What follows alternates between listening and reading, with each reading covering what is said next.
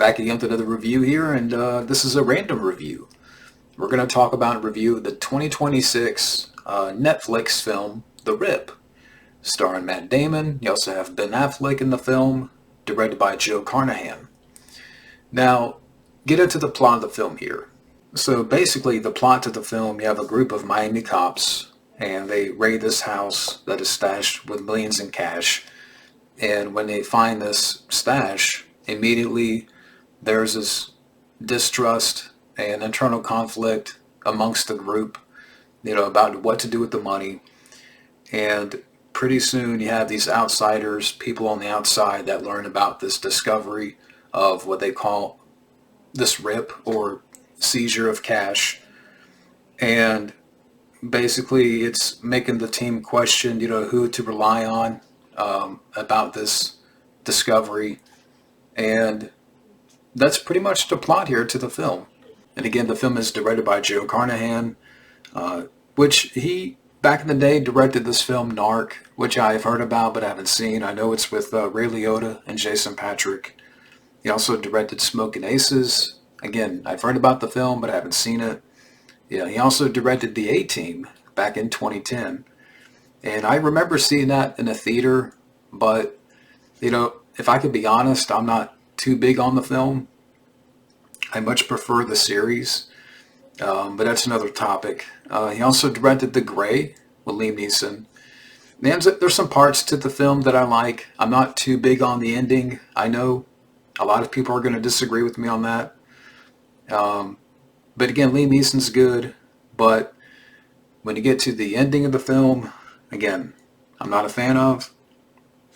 And he also directed some other, stuff like Boss Level and what have you. And so, for me, when it comes to Joe Carnahan,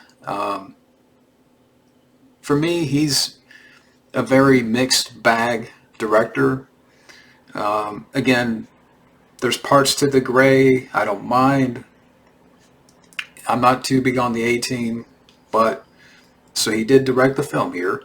The cast here, you got Matt Damon and Ben Affleck, who to me are very good in the film. They definitely bring star power, and you can tell just how much chemistry they have in the film. It just that they're friends in real life, and it just comes off well in the film. And again, they're very good. They bring star power. Stephen Yeun from The Walking Dead, he played the character of Glenn. He's in the film. Kyle Chandler, who you've seen before in other movies. Sasha Cal, who's the girl that lives in the house that they raid. And I'm like, I recognize her. And I'm like, okay, yeah, she played Supergirl in the Flash movie from back in 2023. Scott Adkins. Yeah, Scott Adkins plays the brother of Ben Affleck's character in the film, who works for the FBI. I'm like, okay, it's cool to see Scott Adkins in there.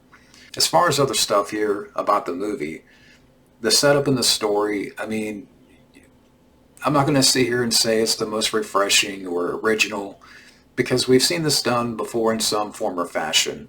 Or, you've seen this type of movie before where you have a group of cops that are hot-headed, they drink, they throw F-bombs, and they have very shady personalities. So, whether it be back in the day with Training Day or Sabotage with Arnold, again, you kind of seen this before. But, again, I like the cast because I think Matt Damon and Ben Affleck, they have a good chemistry, throughout the movie. It's cool to see Scott Adkins, he doesn't really display martial arts in the film, but it was just cool to see him in the film, share the screen with Ben Affleck, and, have certain scenes, and I'll get more to that later. I do think there is some good tension throughout the movie, some good suspense. If you're looking for action, you get a couple of shootouts in the film. Nothing grand or mind-blowing, but again, there's some good tension there and suspense throughout the movie.